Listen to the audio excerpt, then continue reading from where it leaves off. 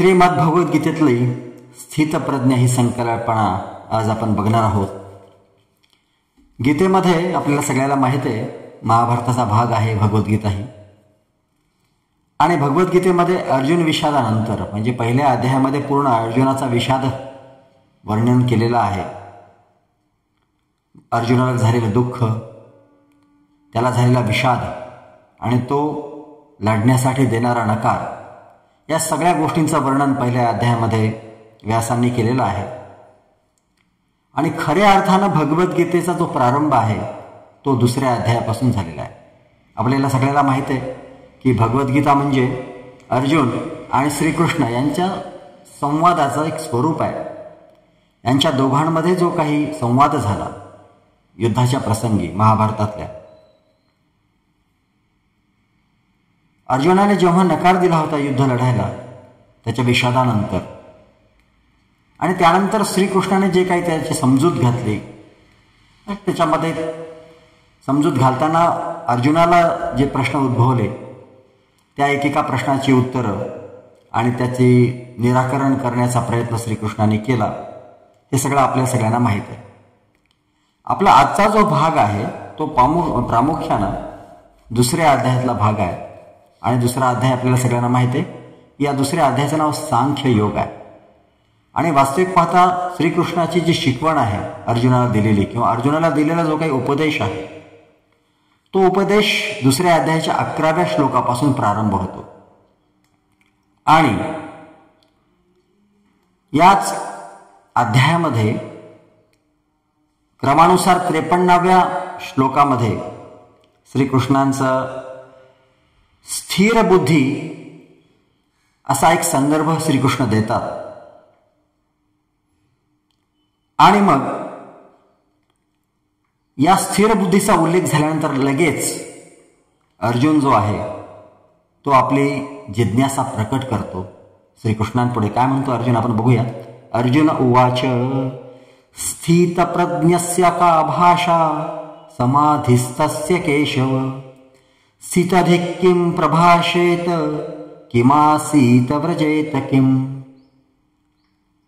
आता इथं गंमत अशी आहे की अर्जुन श्रीकृष्णाला विचारतो, स्थितप्रज्ञाची लक्षणं विचारतो.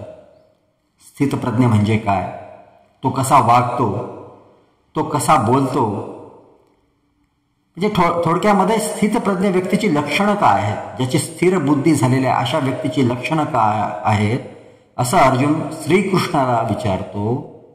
हे खरं म्हणजे या ठिकाणी अर्जुनाचा मनाची स्थिती किती भांबावलेली आहे हे आपल्या लक्षात येतं. म्हणजे ज्यावेळेस आपल्याला विषाद होतो त्या विषादाच्या वेळेस आपली सदसद विवेकबुद्धी कशी काम करेनाशी होते याचं एक उत्कृष्ट उदाहरण म्हणजे अर्जुनाचा हा प्रश्न आहे. म्हणजे असा प्रश्न अर्जुनानं श्रीकृष्णाला विचारणं म्हणजे एखाद्या अंधारात साचपडणाऱ्या व्यक्तीनं हतबुद्ध झालेल्या परिस्थितीमध्ये थेट सूर्यालाच प्रश्न विचारायचे की बाबा प्रकाश देणाऱ्या वस्तू कोणत्या आहेत आणि त्याचे कोणते कोणते लक्षण आहेत. आपल्या सगळ्यांना माहित आहे हे श्रीकृष्ण आणि अर्जुन हे काही फक्त मित्र नव्हते, तर ते फार जवळचे नातेवाईक होते. अर्जुन हा श्रीकृष्णांचा आतेभाऊ होता आणि त्यामुळे त्यांचं लहानपणापासून ते दोघेही एकत्रित वाढले, अनेक प्रसंग एकत्रित राहिले. आणि अर्जुनानेच 11व्या अध्यायामध्ये एका ठिकाणी उल्लेख केलेला आहे की आपण एकत्रित राहिलेलो आहोत विहार शय्या भोजनेषु, असा उल्लेख अर्जुनानेच 11व्या अध्यायामध्ये केलेला आहे की आपण एकत्रित विहार केलेला आहे, एकत्रित आपण विश्रांती घेतलेली आहे, एकत्रित भोजन केलेलं आहे. म्हणजे याचा अर्थ काय की त्या दोघांमध्ये खूप जिव्हाळ्याचं असं नातं होतं, खूप क्लोज अशी रिलेशन होते. त्यामुळं अर्जुनाला श्रीकृष्णाचं संपूर्ण जीवन परिचित होतं. सगळं जीवन अर्जुनाला निश्चितच माहीत होतं श्रीकृष्णाचं. आणि श्रीकृष्णाचं जीवन कसं होतं आपल्या सगळ्यांना माहीत आहे, आपल्याला तो इतिहास माहीत आहे सगळा. की प्रचंड असा संघर्ष श्रीकृष्णाच्या जीवनामध्ये पाहायला मिळतो. गृहकलय आहे त्यांच्या जीवनामध्ये. त्यांनी वृंदावनामधून केलेलं प्रस्थान, ज्या वृंदावनामध्ये त्यांना गोकुळातील लोकांनी जे काही प्रेम दिलेलं होतं ते सगळं सोडून मथुरेला त्यांनी प्रयाण केलं. आणि मथुरेमधून सुद्धा स्वकीयांच्या, आक्रमकांच्या त्रासाला कंटाळून त्यांनी आपलं संपूर्ण राज्य जे आहे द्वारकेला प्रस्थान केलं. अनेक लोकांशी, स्वकीयांशी, नातेवाईकांशी युद्ध करावी लागले. अनेक जणांची त्यांच्या हातून त्यांना हत्या घडून आलेली आहे. आपले हे सगळं इतिहास सांगतो. हा प्रचंड मानसिक त्रास त्यांना कदाचित झाला असेल. परंतु एवढे प्रसंग येऊन सुद्धा श्रीकृष्ण कधी हतबुद्ध झालेले आपल्या वाचनात येत नाही. त्यांच्या चरित्रामध्ये कुठे असा प्रसंग येत नाही की आता त्यांना विषादाने घेरलेला आहे, त्यांना कुठल्या एखाद्या गोष्टीवरून क्रोध त्यांच्यामध्ये निर्माण झालेला आहे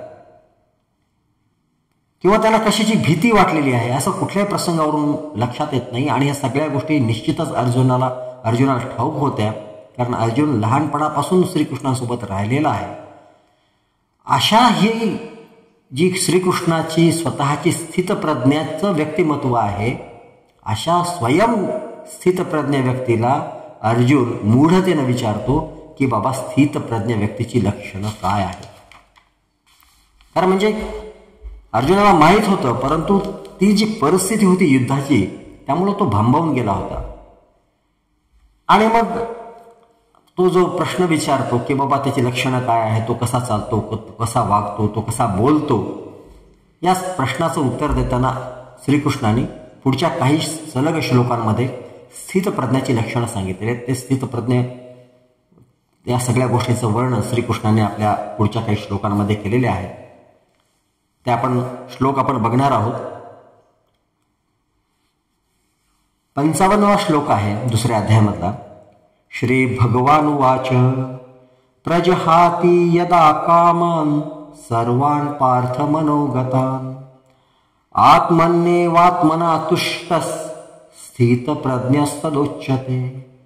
म्हणजे मानसिक द्वंद्वामुळं आपल्या मनामध्ये जे सुख, दुःख, लोभ, मोह या सगळ्या गोष्टी निर्माण होतात. आता आपल्याला सगळ्यांना माहित आहे, एखाद्या गोष्टीचा लोभ आपल्याला का निर्माण होतो? कारण आपल्याला त्या गोष्टीचं आकर्षण वाटतं. आपण त्याच्या मोहात का अडकतो? कारण त्यापूर्वी आपण त्या गोष्टीची अनुभूती घेतलेली असते आणि ती अनुभूती आपल्याला चांगली आलेली असते. वाईट गोष्टीचं आपल्याला कधीही, म्हणजे आपल्याला ज्या गोष्टीपासून दुःख मिळालेलं आहे त्याचं आपल्याला आकर्षण कधीही वाटत नाही. आपण काल सुद्धा बघितलं की दुःखाची लालसा कोणीही करत नाही. दुःख आपल्याला प्राप्त व्हावं हे कोणीही सांगत नाही किंवा हे कोणीही इच्छित नाही. मग सतत आपण सुखाचा विचार करतो. आणि सुखाचा विचार केव्हा करतो किंवा कशासाठी करतो?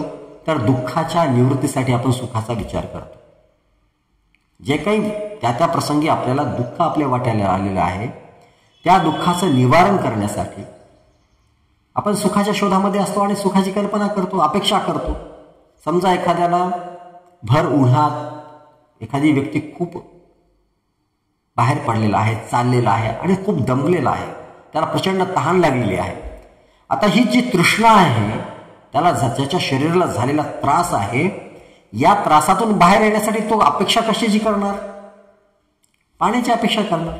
भर उन्हामध्ये आपल्याला जर एक ग्लास पाणी मिळालं तर किती छान होईल, ही त्याची साधी अपेक्षा झाली, ही इच्छा झाली. परंतु याच्यामध्ये लोभ आणि मोह कसा निर्माण होतो की बाबा आपल्याला हे जे मिळणारं पाणी आहे हे जर थंडगार जर मिळालं तर किती छान होईल. अजून त्याच्या पुढे जर गेलं की या थंड पाण्यामध्ये जर लिंबू पिळलं तर अजून मजा येईल. लिंबासोबत साखर घातली तर अजून किती छान तृप्त होईल आपलं मन. आणि मग त्याच्यासोबत अजून जर बर्फाचे 2-4 खडे टाकले तर परमानंद येईल. म्हणजे आपण सुखाच्या कल्पनेतून हळूहळू लोभाच्या मोहाच्या जाळ्यामध्ये अडकत जातो आणि अशी जी आपली जी आत्मतृप्तीची धाव जी आहे ती हळूहळू कमी होऊन जाते. परंतु इथे श्रीकृष्णाने काय सांगितलं की मानसिक द्वंद्वामुळे म्हणजे सुख दुःख लोभ मोहाच्या अंमलामुळे इंद्रिय तृप्तीच्या सर्व कामनांचा त्याग करतो. आता ही सगळ्या मोह सुख दुःखाच्या सगळ्या कल्पना ज्या काय आहेत ते कोणाच्या असतात? मुळामध्ये आत्म्याच्या असतात. परंतु आत्मा काय करतो की ह्या गोष्टींसाठी मनाला कामाला लावतो आणि मन काय करतं की या सगळ्या वासनांची तृप्ती करून घेण्यासाठी इंद्रियांना कामाला लावतं. जे आपले पंच ज्ञानेंद्रिय आहेत त्यांना कामाला लावतं. जे काही असेल कुठलीही वासना असेल या पाच इंद्रियांचे जे विषय आहेत त्याच्या संदर्भामध्ये कुठलीही वासना असेल त्यांना पूर्तता करण्यासाठी इंद्रियांना कामाला लावतो. परंतु अशा सुखदुःखाच्या प्रसंगी लोभ मोहाच्या प्रसंगी जी व्यक्ती इंद्रिय वासनांचा त्याग करतो त्यालाच स्थितप्रज्ञा समजावं असं श्रीकृष्ण या ठिकाणी सांगतात. आणि तो फक्त आत्मतृप्तीमध्येच रममाण होतो. मला पाणी मिळाले, माझी गरज आहे, मी त्याने तृप्त झालो, इट्स ओके, फायनल, संपलं, फिनिश. ही आत्मतृप्ती झाली. परंतु मन मग हळूहळू इंद्रियांना घेऊन जातं. तर त्या लोभामध्ये जो अडकत नाही, इंद्रियांना त्याच्यापासून परावृत्त करतो, ती व्यक्ती स्थितप्रज्ञ आहे असं या ठिकाणी श्रीकृष्ण सांगतात.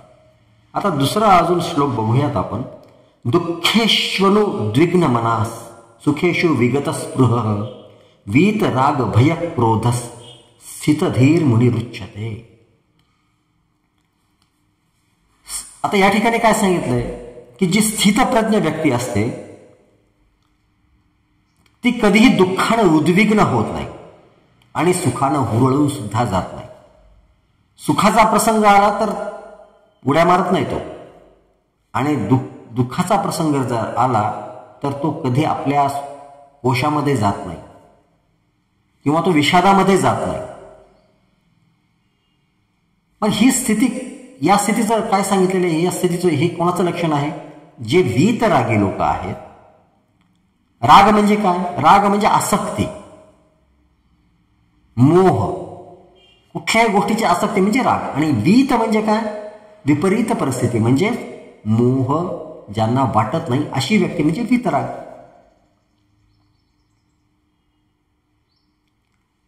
मग वीतरागी लोकांचं लक्षण काय असतं की एखादी गोष्ट मला मिळाली, ओके,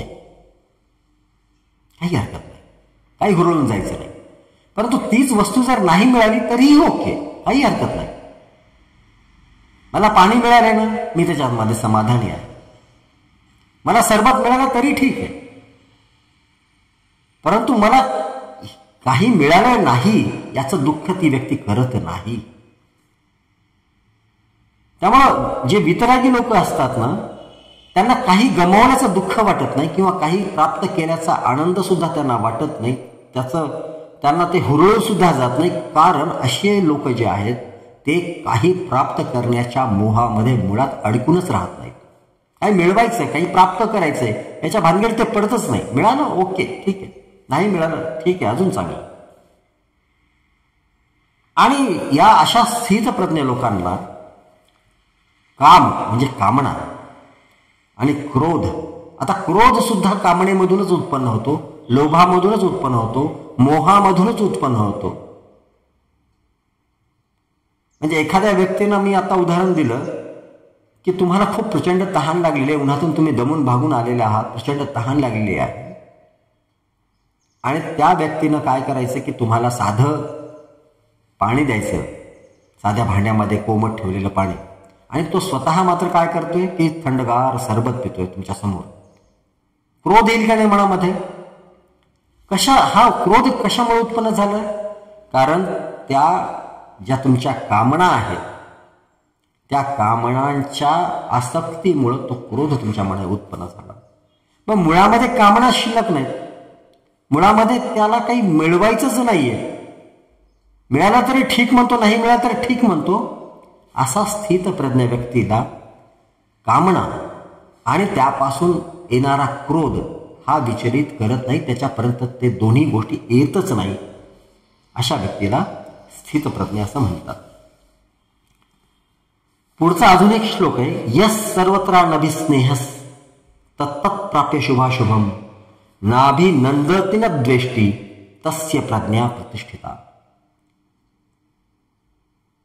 हा जो स्थितप्रज्ञ असतो ना, याला कोणत्याही प्रसंगामध्ये, कोणत्याही गोष्टीला, कोणत्याही व्यक्तीला, कोणत्याही वेळेस शुभ अशुभ याला काही समजत नाही. तो एखादी गोष्ट वाईट आहे, एखादी गोष्ट चांगली आहे, एखादी गोष्ट शुभ आहे, एखादी गोष्ट अशुभ आहे, हा विचार त्याच्या मनामध्ये कधीही येत नाही. प्रत्येक गोष्टीला समभावाने पाहतो तो.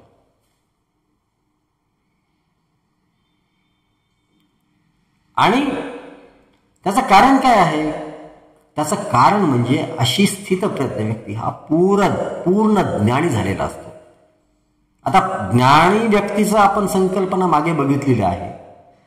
ज्याला आत्मबोध झालेला असतो, ज्याला आपण मुळामध्ये काय आहोत, आपला उगम कुठून झालेला आहे, हे सगळ्या गोष्टीचं ज्ञान झालेलं असतो, ती व्यक्ती म्हणजे ज्ञानी.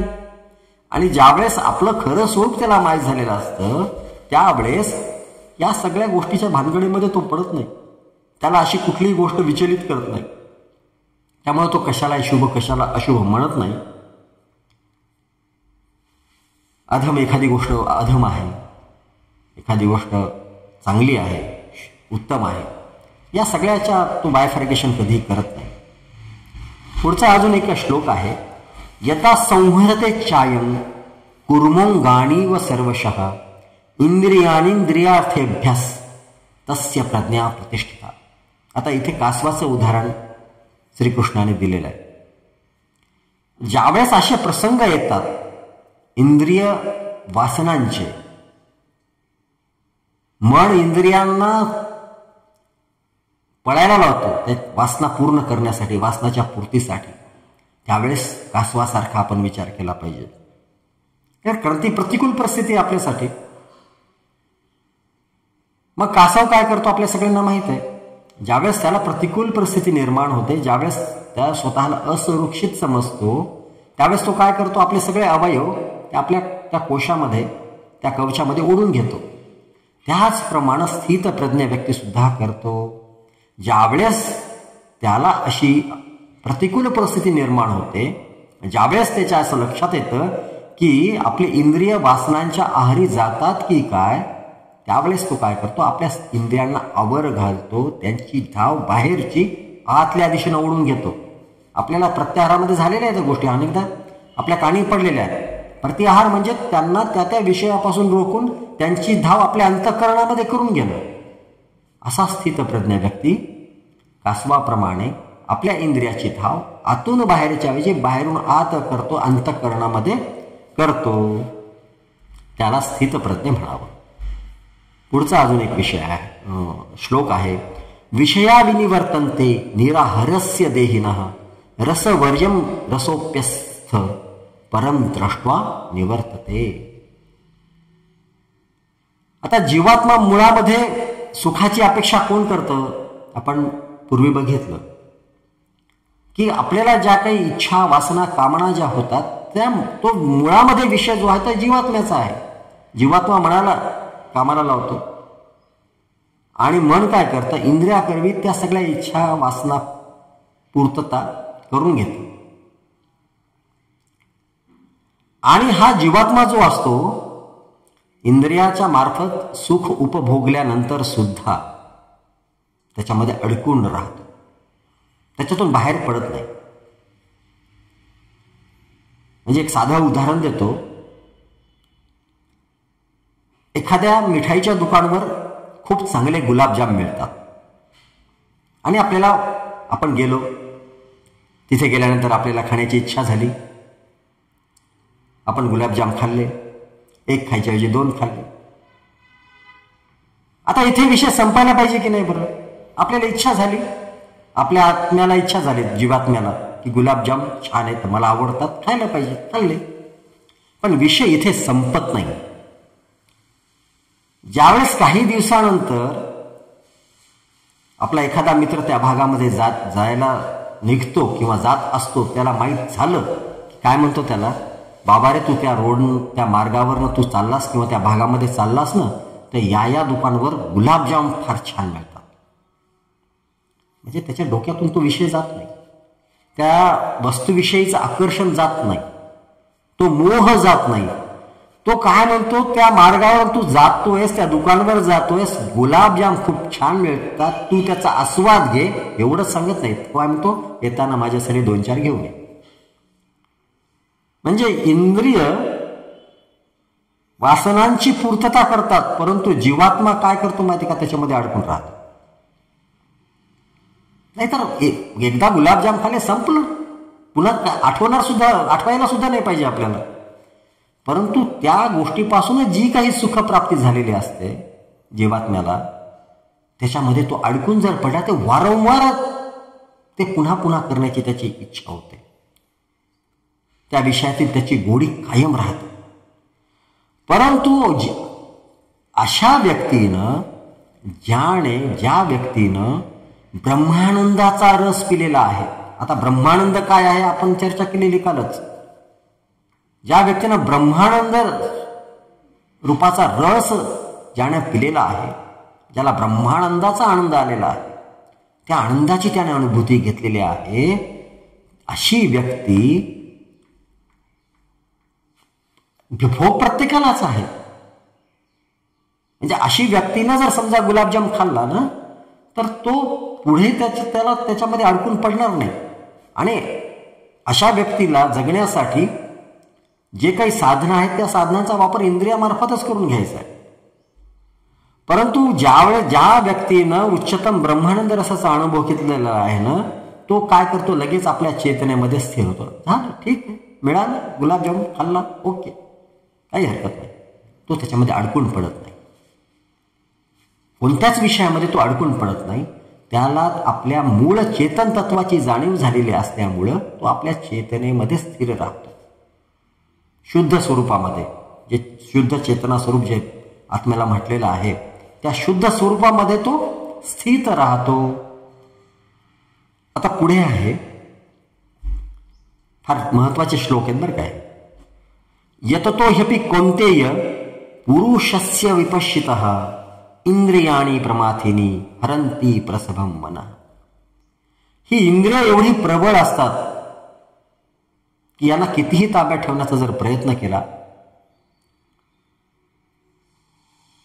तरी अगदी कितीही विवेकी पुरुष असेल, त्याच्या समोर जेव्हा प्रसंग येतो त्यावेळेस ती इंद्रिय जी आहेत ना, बरोबर त्याच्या विषयाकडे वळतात. आता तुम्ही कितीही प्रयत्न करा, ठीक आहे बाबा, आता आनंद सरांनी सांगितलंय, मग आता आपण आजपासून गुलाबजाम खायचेच नाही, छान ज्ञान झालं त्या गोष्टीचं, आपण त्याच्यात अडकून राहायचंच नाही, बिलकुल मोह करायचा नाही, सोडून दिलं, विचार सुद्धा मनात आला नाही त्याच्या. असे अनेक दिवस निघून गेले. मग एक दिवस अचानक काय होतं की आपल्या कॉलनीमध्ये भंडारा चालतो एखादा, किंवा वास्तुशांतीचं निमंत्रण असतं, आपण जातो,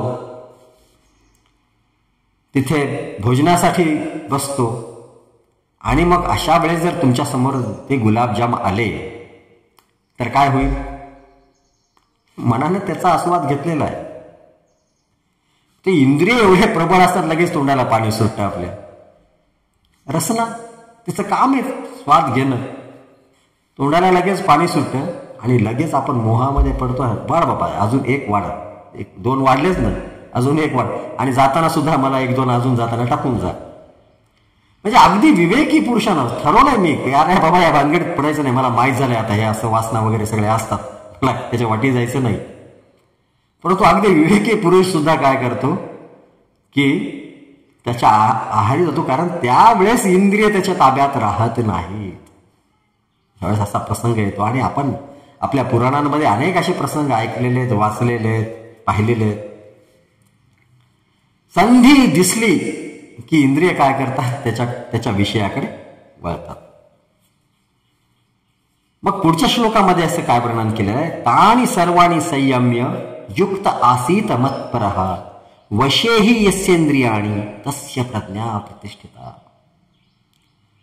जो इंद्रियांना त्यांच्या विषयांकडे जाण्यापासून परावृत्त करतो, इंद्रियांना पूर्णपणे वश करतो,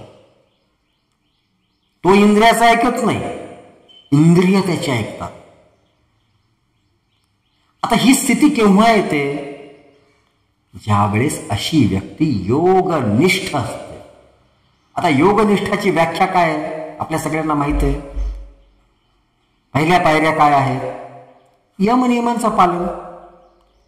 ज्या व्यक्तीने यमनियमांचं पालन केलं त्या व्यक्तीला पूर्णपणे योगनिष्ठ असं म्हणता येतं.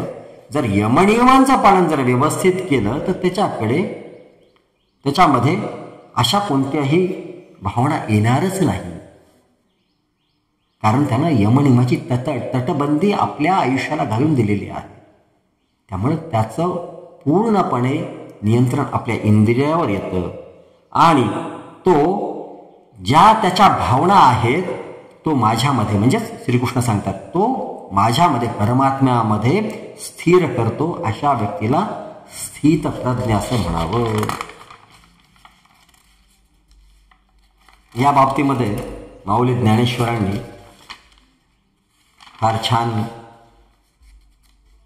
भाष्य केलेलं आहे. आपल्या ज्ञानेश्वरीमध्ये फार सुंदर विवेचन या श्लोकाचं केलेलं आहे. माऊली काय म्हणतात बघा, तोची एकू गातू जाण योगनिष्ठेचे कारण, जेया विषये अंतःकरण झकवेना. योगनिष्ठ झाल्यामुळं कोणत्याही विषयामध्ये त्याचं अंतःकरण रममाण होत नाही. तो आत्मबोध युक्तो, त्याला आत्मबोध झालेला असतो. होऊनी असे संतू, अशी व्यक्ती संत पदापर्यंत पोचते. संतासारखी त्याचे लक्षणं असतात. जो माने हृदयांतू विसंभेना, हृदयाच्या आत मला ठेवतो, हृदयातून त्याचं स्वतःला माझ्या हृदयामध्ये किंवा त्याच्या हृदयामध्ये मला स्थित करतो, अशी व्यक्ती जी आहे ती व्यक्ती म्हणजे स्थित प्रज्ञ समजावी. हे असं एवढं सगळं वर्णन स्थितप्रज्ञ या व्याख्येमध्ये श्रीकृष्णांनी अर्जुनाने प्रश्न विचारल्यानंतर केलं. श्रीकृष्ण कोणतीही गोष्ट मनाने सांगत नाहीत. ज्या गोष्टी अर्जुनाने विचारल्या, ज्या शंका अर्जुनाने विचारल्या, त्याच शंकांचं निरसन भगवंताने केलेलं आहे. आणि मग त्याला उदाहरणं आहेत. आपल्याला सगळ्यांना माहीतच 18व्या अध्यायामधून सगळ्या गोष्टी त्यांनी मांडलेल्या आहेत. तर आपण थोडक्यात पुन्हा एकदा धावता आढावा घेऊयात, तुम्हाला शक्य असेल लिहून घ्यायला, की स्थितप्रज्ञ कुणाला म्हणावं. आता पॉइंट टू पॉइंट मी सांगतो. जो इंद्रिय तृप्तीच्या विषयांचा त्याग करतो, जो सुख दुःखांना समान भावनेनं पाहतो. आता याचं सगळं विवेचन आपण पाहिलेलं आहे. जो सुखाने हुरळून जात नाही आणि दुःखाने उद्विग्न होत नाही, जो वीतरागी असतो. इंद्रिय वासनांच्या प्रतिकूल परिस्थितीमध्ये तो कासवाप्रमाणे आपल्या इंद्रियांना आवर घालतो. इंद्रियांच्या भोगानंतर तो त्यात अडकून राहत नाही. जो इंद्रियांना पूर्णपणे ताब्यात ठेवतो त्यांना वश करतो आणि आपली भावना ब्रह्मामध्ये स्थित करतो, परमतत्वामध्ये स्थित करतो. अशा व्यक्तीला स्थित प्रज्ञ म्हणावं, असं भगवंतांनी अर्जुनाला त्याच्या प्रश्नाच्या उत्तरामध्ये सांगितलेलं आहे.